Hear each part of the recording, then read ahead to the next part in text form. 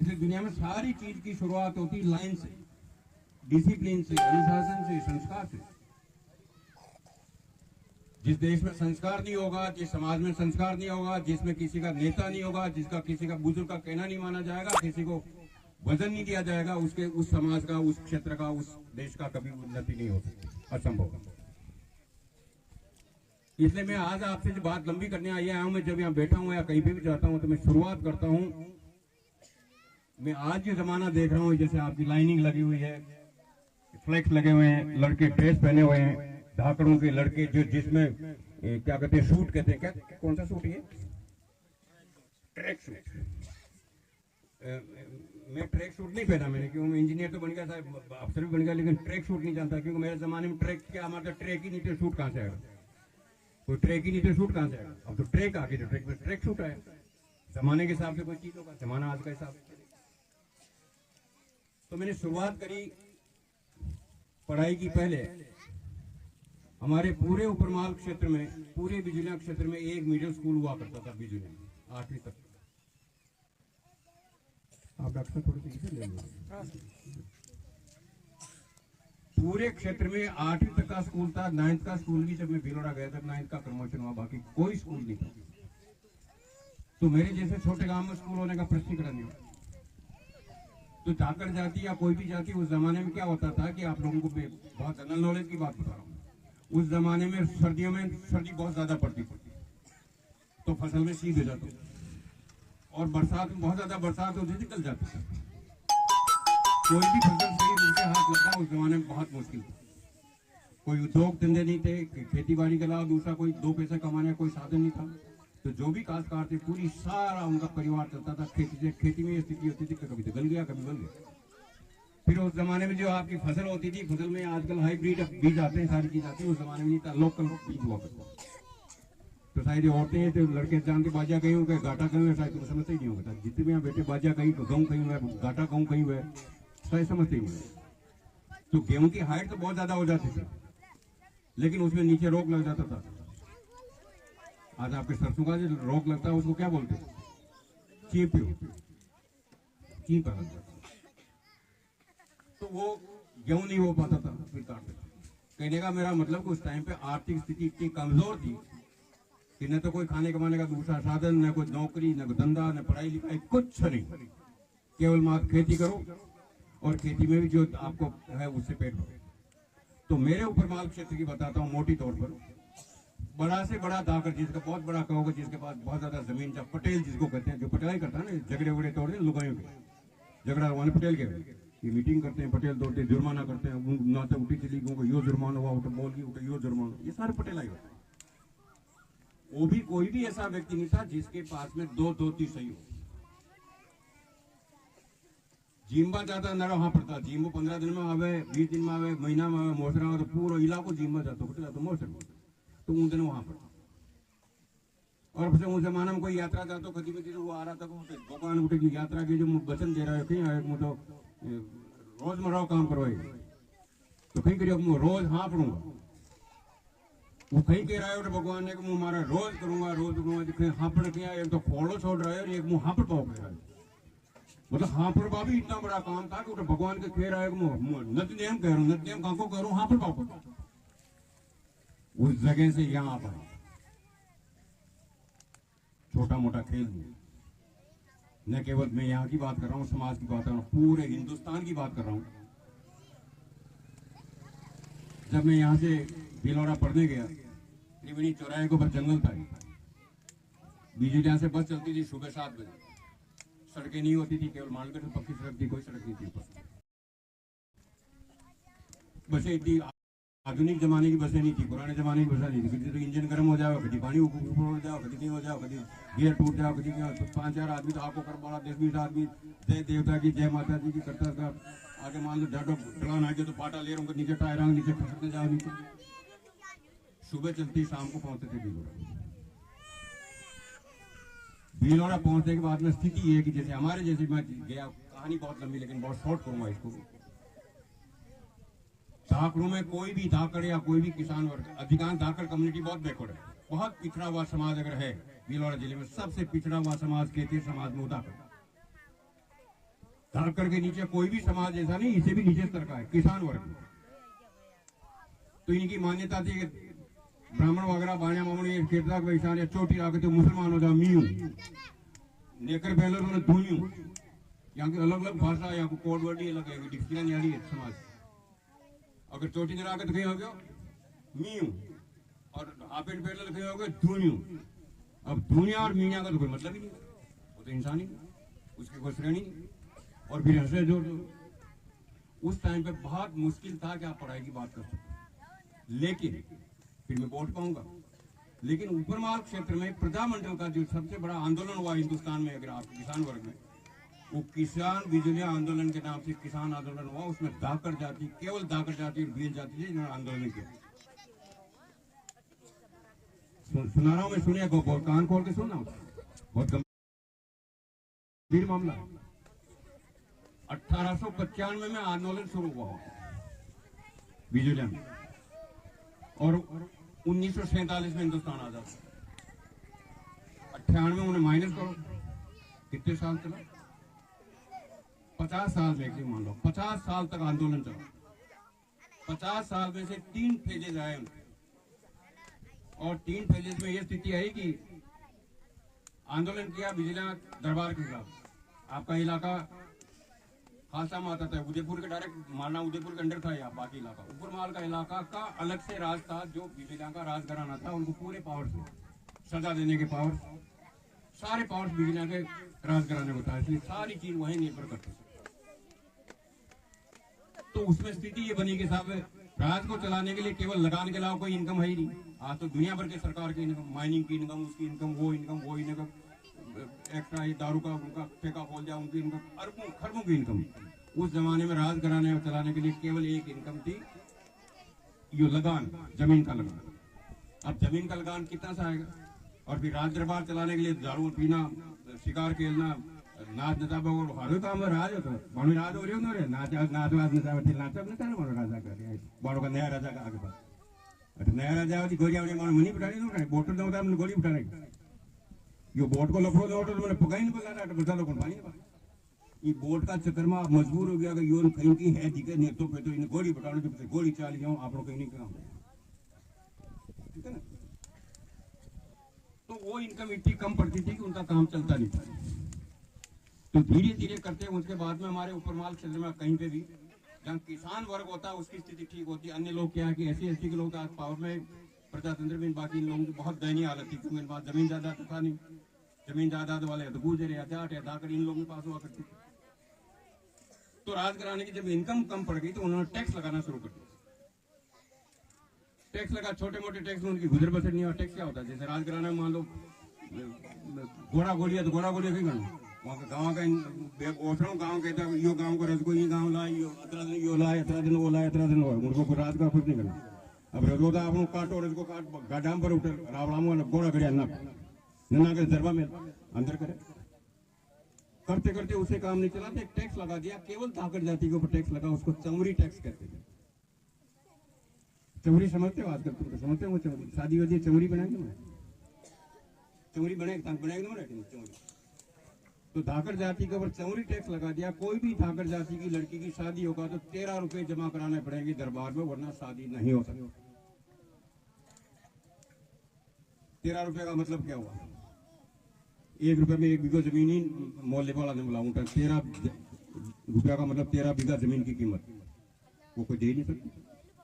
लड़कियां कुआरी और धाकड़ों में इनमें क्या होते हैं उस टाइम पर गुणगटेला कराए ज्वारा बादे था पोरिया ज्वारा गीता गाती लुगाया पोरिया आगने कटाया पोरी लुगड़ी करा दी आराम गीत गाता चाल देता। घना जना तो पेट में कर देता यो मोटो पटेल यो पटोल थारे चोरी और मारा चोरी तो सगाई क्या यहाँ तक होता। तो जब चमरी टैक्स चला जब जाके हमारे धाकड़ों में एक तो उन्होंने ये तय किया कि रावड़े में जाकर के दरबार के सामने राजघराने के सामने मीटिंग करेंगे और दरबार से कहेंगे कि 13 रुपए हमारे पास नहीं, अगर आपको 13 रुपए लेना है तो हम लड़कियों को ही छोड़ देंगे, आप जानो लड़के इनको गोली मार देंगे, हमारे पास पैसा नहीं, हमारी जमीन बेचे तो हमारे पास पैसा नहीं। या तो आप सरकार अपने खजाने से शादी करें, नहीं खजाने से शादी करें तो लड़के कुंवारी रहेगी, हमारे पास पैसा। इसमें बहुत लंबा विवाद हो गया लंबा विवाद होने, बहुत लंबा कार्यक्रम चल गया। लंबा कार्यक्रम में अंग्रेज आ गए, उदयपुर का इंटरफेरेंस हो गया था। बहुत लंबी कहानी हो, 5-10 दिन लगा उन तो न सुना। उसके बाद में स्थिति ये बनी कि साहब दरबार नाराज हो गया, राजघराना नाराज हो गया, दागड़ों की जितनी भी जमीन थी उनकी जमीन कैंसिल कर, सारे खाते खत्म कर दिए और सारे खातों को कैंसिल करके खाते ट्रांसफर कर दिए विजिला के नाम। विजिला के जो भी व्यापारी थे उनके नाम पर ट्रांसफर की सारी चीजें। अब जमीन नहीं, क्या करोगे? फिर उग्र आंदोलन हुआ। फिर उग्र आंदोलन हुआ तो ये हुआ कि फिर बाद में बड़े बड़े हिंदुस्तान के नेता बीच में, बहुत बड़ी कहानी है, बहुत बड़ा भारी हंगामा खड़ा हुआ, उदयपुर दरबार शामिल हुए। फिर लास्ट में ये तय हुआ कि साहब इनकी जमीन वापस ट्रांसफर कर। उसमें लग गए 10-12 साल। 10-12 साल तक अधिकतर काश्तकारों की काकरों को यह हालत थी कि जंगल में जो काछरे हुआ करते थे उन काछरों से घर चलता अनाज नहीं। और उसी दरमियान जब ये बहुत बड़ा लंबा आंदोलन हुआ तो यहाँ बेगू के पास में गोविंदपुरा गांव, आपके रूपा जी कृपा जी नाम के 2 धाकर थे, पढ़े लिखे तो ज्यादा नहीं थे लेकिन उनका जज्बा था इस आंदोलन का। तो वो इसी तरह के मंच पर जब भाषण दे रहे थे, भाषण देने की इजाजत नहीं हुआ करती थी, भाषण नहीं दे सकते इस सरकार के खिलाफ। तो अंग्रेज आए, अंग्रेजों ने मना किया कि साहब आपका सरकार का नियम है, कानून, आप भाषण नहीं दे सकते सरकार के खिलाफ। उन्होंने बगतियां कहते थे बेटे जाइए बगतियां, आपने कहा टनाटन काम ना उन टाइम काम कराओ। तो उन्होंने कहते साहब हमारी मीटिंग तो होगा, तुम खत्म नहीं कर सकते, नहीं कर सकते। उन्होंने 1 2 3 का रोक दीजिए, हम कह रहे हैं बंद कर दीजिए, नहीं किया। नीचे से अंग्रेजों ने गोली लगाई, दोनों मंच के ऊपर धराशायी हो गए। उनको कहते हैं रूपा जी कृपा जी ताकत, जो आजकल का बड़ा खोजा पटेल पैदा हो गया ना, अब यहाँ नेतागिरी करवा के लिए नारा लगा बला गया आजकल का रूपा जी कृपा जी ताकत जिंदाबाद। तो रूपा जी कृपा जी ताकत आखिरी हुए आपके पास में ही बेगो, आपने कभी सुना रूपा जी कृपा जी ताकत कौन? आपके नेताओं ने सुना। लेकिन अब रूपा जी कृपा जी ने कहाँ पकड़ियो कि इनको नारा लगाओ कहीं सेना नहीं सत्ता सेना नहीं, वहां वोट पट सके, आप कटक पूरा मोटा नेता बन सके, इसलिए उसके जय जयकार होने लगे। धरणीधर भगवान का जय जयकार होगा लगा, सारी चीजों को लगा। और इसके सारी चीज होने का नतीजा जो है, नतीजा है कि आम आदमी को पता लग गया वोट क्या चीज है। आज सबसे बड़ा राजा कोई है वो है वोट। सारे जितने भी नेता है, प्रधानमंत्री, चाहे नरेंद्र मोदी हो, चाहे प्रधानमंत्री हो, हर चीज हो, सब कहां के नीचे? ये वोट के नीचे। वोट जो अगर वहां का पक्ष में आ गया तो वोट से अगर राज आ गया तो दूसरे दिन हवाई जहाज में चल। वहां के मुख्यमंत्री जी मजाक में पता कर लेना, तुम आजकल सोशल मीडिया में करते हो, मेरे से ज्यादा समझते हो तो कम समझते हो। जिस टाइम पे राजस्थान के मुख्यमंत्री का सवाल आया उस टाइम पे भजन लाल जी शर्मा जो हमारे यहाँ का आज मुख्यमंत्री जुटाया 5-7 दिन पहले, वो 5-7 लाइन आगे पाछे बैठा। आगे तो मोटा मोटा नेता बैठा, वो तो सोच ही नहीं सके कभी मारो भी नंबर आएगी, 5-7 ही बैठा। वो पर्ची खुली जो नाम आया भजन लाल शर्मा, ऊपर दिल्ली में आदेश आएगा मुख्यमंत्री भजन लाल शर्मा दे, पर्ची खुली। उसके बाद में हर आगे खड़ा और सैल्यूट मार आगे लाइन में आगे आते पहले, उसके बाद में जी उनका मुख्यमंत्री बनते पहले गाड़ी घोड़े गवर्नर हाउस फलाना ढींगरा आईजी डीआईजी बीआईजी सब खिंचवा लग गया सैल्यूट। क्यों खींचने लग गए? वोट, जनमत तो उसके पास है। और आज क्या स्थिति हो रही है? आज हमारा ख्याल है कोई भी मुख्यमंत्री बन जाता है, प्रधानमंत्री, उन्हें थोड़ी पता लगा मुख्य जाएगी, उनके सेक्रेटरी तय करते हैं कहाँ जाएंगे, कितने बजे जाएंगे, कितने बजे जाएंगे, कितने बजे उठेंगे। तो अगर मान लो हटा गया मुख्यमंत्री, अगर मुख्यमंत्री सोच लगे मारो गाँव तो घंटा 2 घंटा रहूंगा, बॉडीगार्ड नहीं रखने देंगे, टाइम आगे बढ़े। और मान लो मगजमारी करे तो उन्हीं कहते मुख्यमंत्री ने कहते नो सर अलाउड नहीं, आप आगे बढ़े। और मान लो कोई भीड़ में अगर सरासत फाज गए, उसका मुख्य कारण है वोट की पावर। इसलिए जो मैं आज सबसे बड़ी बात ये कहना चाह रहा हूँ, जैसे आप लोग ये जितने भी नए लड़के तुमने ये टूर्नामेंट कर रहे हो, मैंने क्यों कहा बहुत बड़ा काम है, बहुत बड़ा काम क्यों कहा कि आप पूरे गांव के 40 गांव के जितने भी लड़के, आप 2-2 4-4 लड़के मिलकर के टीम बनाकर आप एक जगह ग्राउंड पे खेल रहे हैं। यहाँ ग्राउंड पे खेल रहे हैं, आपका जो भी आप एम्पायर होगा, जो भी आपका लीडर होगा, उसके कहने के अकॉर्डिंग सारी चीज चलती है, टाइम फिक्स करता सारी चीज, आप अपने आप नहीं कर सकते। अब छोटी सी चीज के लिए इतने अनुसार में रहने के बाद में इतना बड़ा प्रोग्राम हो गया। अब नियम ये है कि भाई जो ही टूर्नामेंट गेम चालू होगा बाउंड्री के बाहर आपको थोड़ी करना पड़ेगा भाई बाढ़ने जाओ, जो ही विशलबाजी और हर आदमी बाउंड्री के बाहर चला जाए। मालूम है बाउंड्री के अंदर केवल खिलाड़ी रहे, अनुशासित। इसलिए खास तौर से मुझे धाकड़ समाज के लिए जो मेरा अनुभव है 32 साल 32 साल तो मैंने राजनीति कर रहा हूँ और 20 साल मैंने इरिगेशन में नौकरी किया। जितने भी बांध है मांडगढ़ विधानसभा के सारे बांध मेरे बना हुए, चाहे अनवासा हो, चाहे कोठारी हो, चाहे पचानपुरा हो, जितने भी बांध सारे बांध का इंजीनियर मेरा। शायद कई लोगों को पता ही नहीं होगा मैं इंजीनियर था। तो बांध किसने बनाया? और बांध भी ऐसे बनाया कि मेरे चीफ इंजीनियर ने मान लो कह दिया कि बांध नहीं बना, अगर मेरे जमगी बांध है मेरा इलाका, तो मैं चीफ इंजीनियर कहना नहीं मानता। नो, बांध बनेगा, मैंने जन्म लिया। पचानपुरा बांध की मिट्टी आज तक भी अप्रूव नहीं है, बांध खड़ा कर दिया। मंडोल बांध की जो नहर खोदी उसकी मिट्टी में उसकी चट्टान उसका 2.5% लोहा मिक्स है, उसमें 100 रुपए की जगह 2000 रुपए खर्च किए मैंने। इंक्वायरी चली 11 साल तक। मैंने चीफ इंजीनियर से कह दिया साफ, मैंने जन्म लिया, डैम खड़ा होगा। आज भी अप्रूव नहीं।